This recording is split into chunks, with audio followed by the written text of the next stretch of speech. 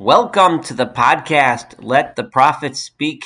Today we continue our study of Divrei Hayamim Bet, the second book of Chronicles. We are about to study chapter 23, that is chapter Chaf Gimel, and we had just read in the last chapter of the extremely sorry episode of Athaliah, who had taken over the kingdom of Judah. Athaliah, who is a descendant of Achav, a descendant of Ahab of the northern kingdom, a worshiper of Baal, and a brutal and ruthless ruler who came to power by killing every member of the house of Judah that she could find.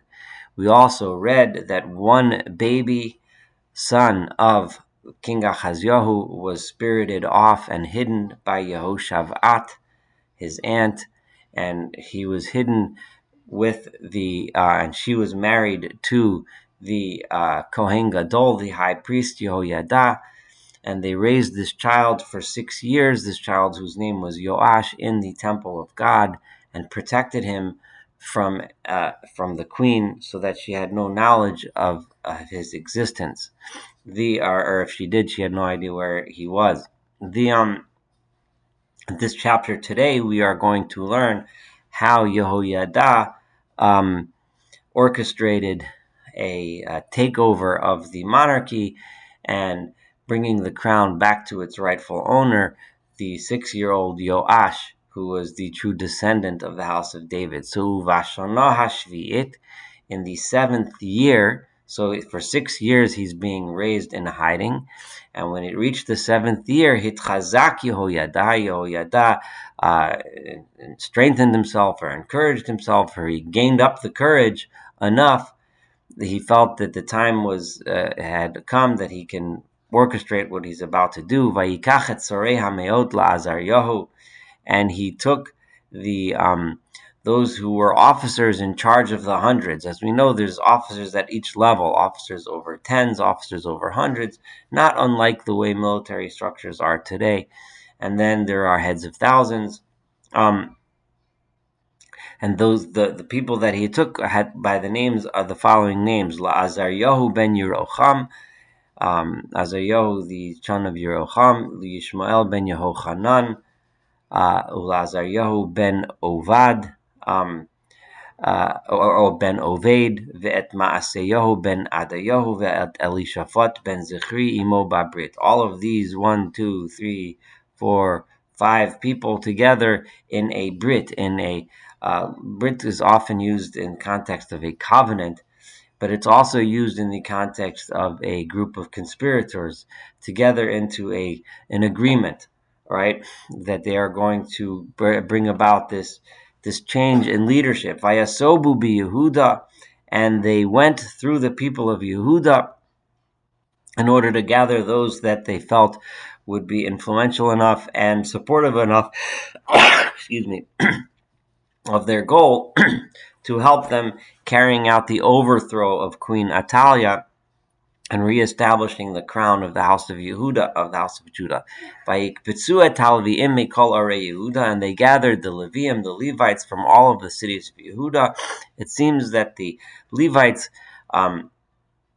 was the major source. The group of Levites and Kohanim and priests were a major source of the desire to reestablish worship of God and loyalty to God and loyalty to the house of Judah. So a lot of this leadership came from within their ranks. Not completely, of course, as we saw before. Many of the people mentioned before were of the Judean tribe, but some of the Judeans might have been still loyal to Athaliah, the queen. For Asheha Avot Israel, and they also took people that were heads of the families of Israel, Vayavo El Yerushalayim. So it was Levites plus non-Levites, and he gathered them from throughout the countryside, those who he found to be loyal to his cause, and brought them to Jerusalem in order to carry out the plan. He needed as much manpower as he can get. All of this while keeping it, of course, under wraps so that the queen would not know what's happening. Vayichrot kol hakahol brit beveis ha'olim im hamelach. Within the house of God, in the temple itself, everyone who had gathered together made an agreement with the king. In other words, the one who was going to be the king, right? Yoash, who was at this point a child. Vayomer lahem, and he said to them, Hineven hamelach himloch, and he, meaning Yehoyadah the High Priest, said to all the people gathered, here is the son of the king, the true descendant of the king, and he shall be king, ka'asher diber Adonai al bnei David, as God had spoken regarding the descendants of David, that the kingdom should remain in the house of David and not go to a usurper like Athaliah. Zeh hadavar asher ta'asu. This is the plan. This is what you all need to do. Hashlishit mikem,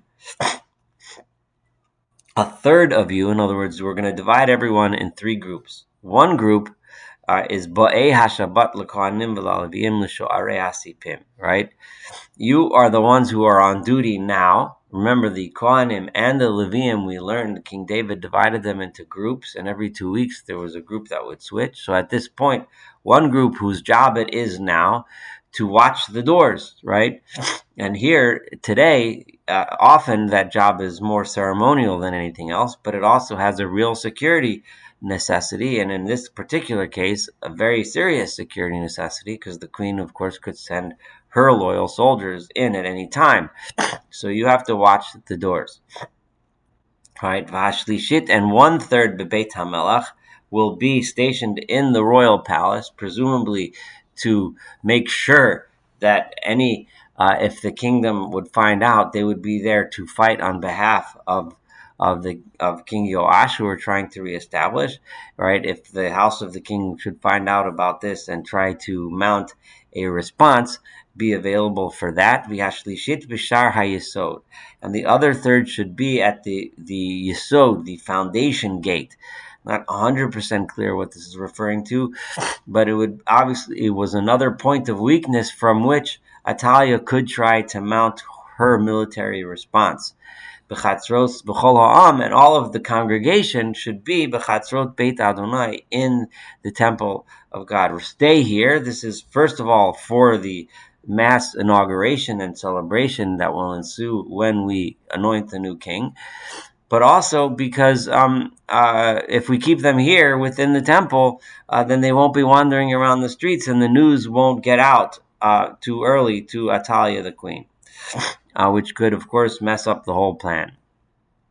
Val Yavo Beit Adonai, right? But within the house of God itself, in other words, those are in B'chatzrot. All of the nation, all the people were in the courtyards of the temple. But in the temple itself, the only ones who can come is Ki'im HaKohanim V'Hamisharsim L'Alviim, those that are priests and those that among the Levites whose jobs it were to serve within the temple. Hema Yavo Ki Kodesh Hema, they are designated to serve in the temple, and they are therefore appropriate to be there. V'chol ha'am yishmeru mishmeret Adonai, but everyone else should guard and make sure that we keep the laws, and the only people that are allowed into the temple itself are those that are appropriate for that. V'yikifu halavim et hamelach saviv, and the Levites themselves surrounded the king himself, ish v'chelav biyado, each person with his weapons ready. And if somebody comes into the house, in this case, he was concerned ritually that we should do this properly. He was also concerned from a security perspective, because if someone would not listen, then it's very possible that that person is being loyal to the current queen and will try to either kill Yoash or somehow mess up this plan. So if you come, you must. We're not going to ask you any questions. You're dead. And they will remain, this royal guard, so to speak, who are guarding the king himself. We will be with the king when he comes and he goes. So no matter where he is, he will be surrounded by a group of armed Levites.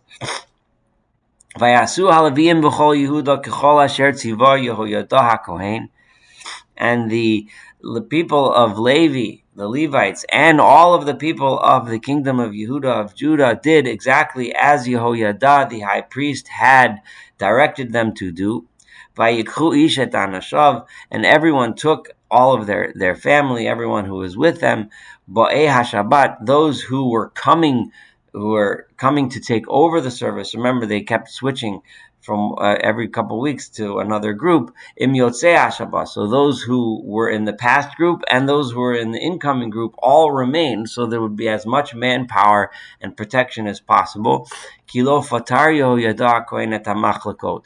Yehoyadah didn't send home those that had finished their jobs deliberately, because he wanted to keep as many people there as possible in order to carry out his plans. The more protection he has, the better. Vayitein Yehoyadah HaKohen, and what did he arm them with? Remember, he was not the king, he was the high priest. As we have seen several times, that within the temple itself, weapons were stored. We have seen this many times in the book of Chronicles and the Kings, that the spare and extra weapons were kept within the temple, mostly for ceremonial purposes, right?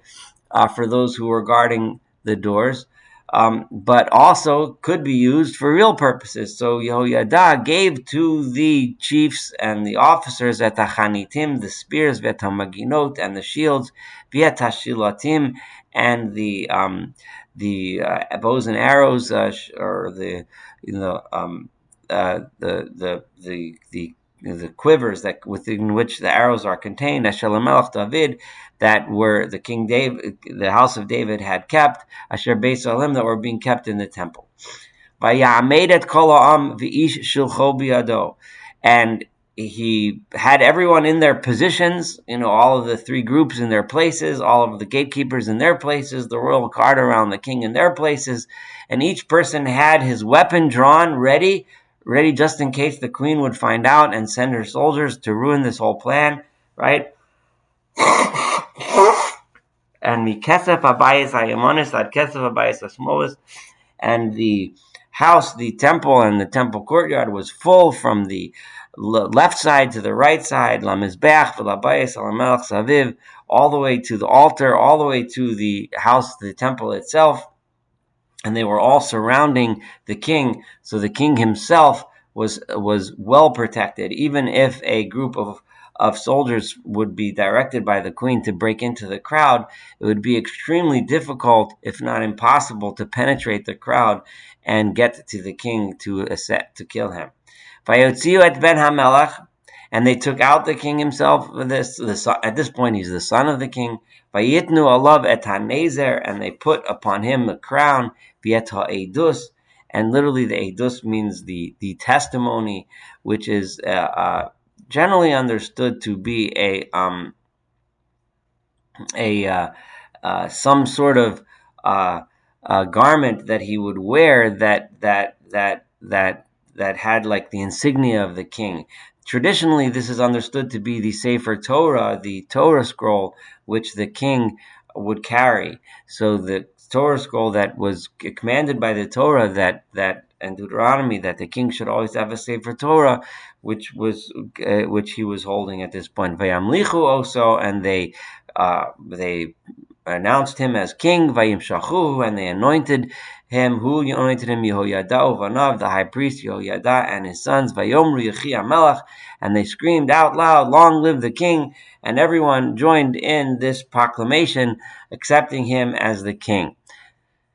And of course, by this time, once this happens, it's pretty inevitable that Athaliah, the queen, or the former queen, is going to find out. So Vatishma Athaliah et kol ha'am haratzim. Athaliah heard the sound of all of the people of now in the streets. Everyone is running through the streets, v'amahalim et hamelech, and they're praising the new king.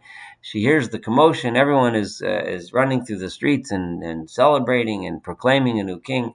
Vatavo el Beit Adonai. So she immediately went to the temple to see what's going on.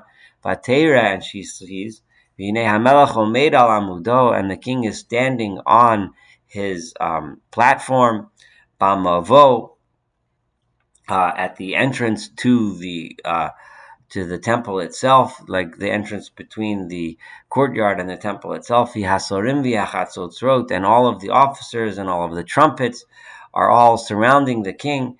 Alamelech, B'chol ha'ma'aretz, and all of the people of the land, Samech, they're all happy and celebrating, V'tokea b'chatzotzos, and they're blowing the trumpets. V'hameshorerim, and the singers are singing B'chlei hashir, with all of the musical instruments. Umodi'im l'halel, and they are those who are skilled are singing and praising God. Batikra Athaliah et begadel, and Athaliah sees and understands what's happening. She tears her clothing. Batomer kesher kosher, there is a conspiracy against me.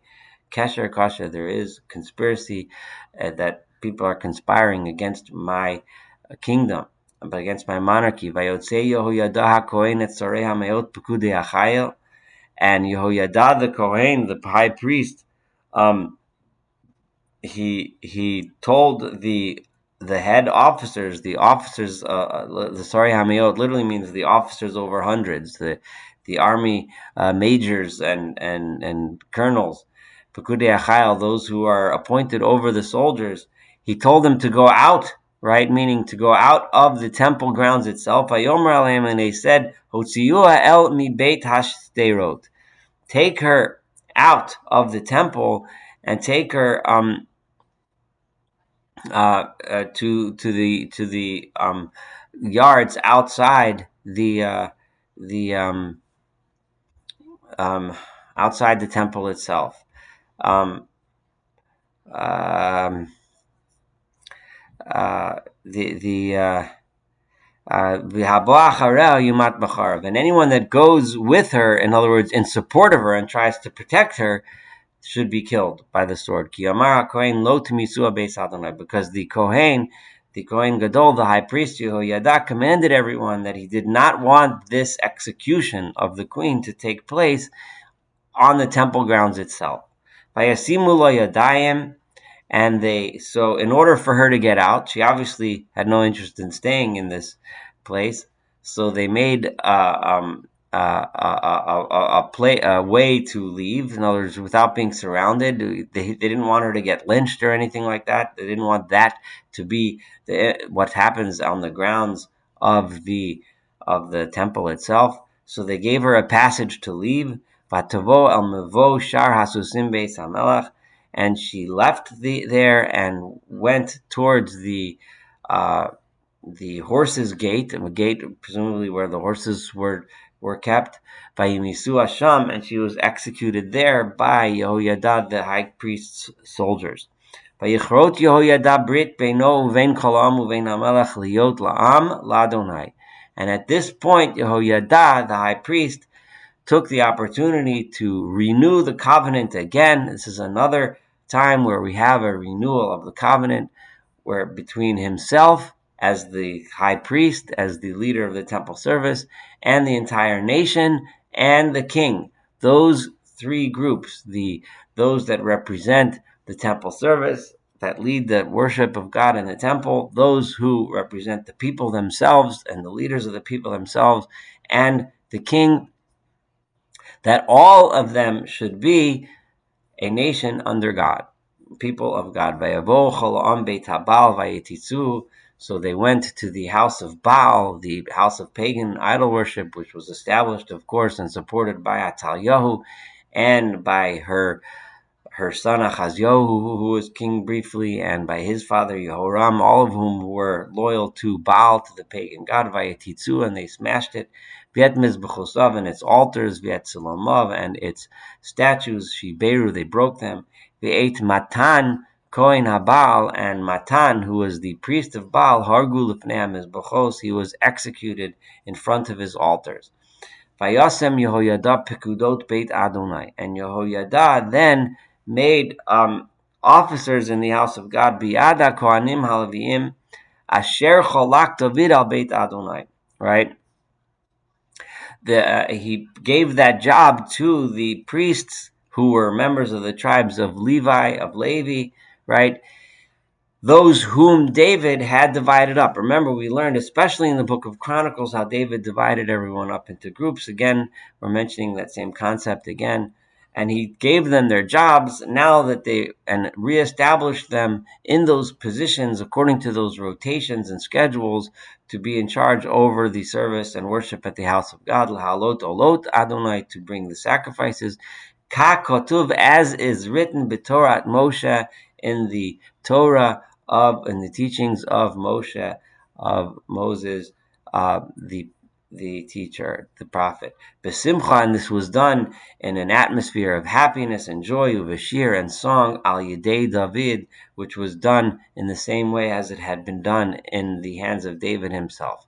Vaya'amed hasho'arim, and if you remember, this, I'm at verse 19 now, David had also divided up the Levites into groups to guard the doorways, and he stood up those gatekeepers, al sharei beit Adonai, to all of the entranceways to the temple compound, v'lo yavo tamei l'chol davar, and people that were tamei, that were impure, would not be allowed, again, as per the rules that are assigned by the Torah of Moshe. He kept to those rules and reestablished them. Obviously, it seems that they had fallen into a state of people were not keeping them anymore during the reign of Athaliah. And he took the officers, these are military officers, and the adirim, which generally refers to people of note, whether that's nobility or people that were large landowners, people, distinguished leaders among the people, and those who ruled over the people. That's usually either judges or people of position, people of power. Of eight kol ha'aretz, and all the people of the land, by yored et hamelach mi beit Adonai, and all of them together, all of these groups together in a unified way, brought the king down. They escorted him out of the temple, vayavo besoch shar ha'elyon beit hamelach, and they brought him through the upper gate to this. Apparently, this was like the main front door, like emphasizing that he is the king. They brought him to the palace. Now that Athaliah was gone, by Yoshivu et hamelach al kisei ha'mamlacha, and they placed him upon the throne which was in the palace of the king. Verse 21, Vayismechu chol ha'ma'aretz v'yo'ir shakata, and everyone in the land was happy. The city was quiet. V'et Athaliah hemisu b'charev, and as we mentioned before, Athaliah, the queen, had been executed by the sword. So this is the very grand and wonderful and encouraging episode of the return of the throne to the house of David. And now we have a king who is going to be, at least for the time being, for now, dedicated to being loyal and faithful to God, no longer to the Baal, no longer to the pagan idol worship. And it seems that we're on a trajectory towards something good. We'll see how long this lasts as we read of the interesting reign of Yoash, who is now just a 6-year-old boy. So the kingdom is being ruled by Yehoyadah, the Kohen Gadol, because a 6-year-old is not exactly ready to rule. But we'll see what happens as he grows into his own. Thank you so much for studying chapter 23 together. Looking forward to studying chapter 24 and, of course, the rest of this book of Chronicles together. Have a wonderful day.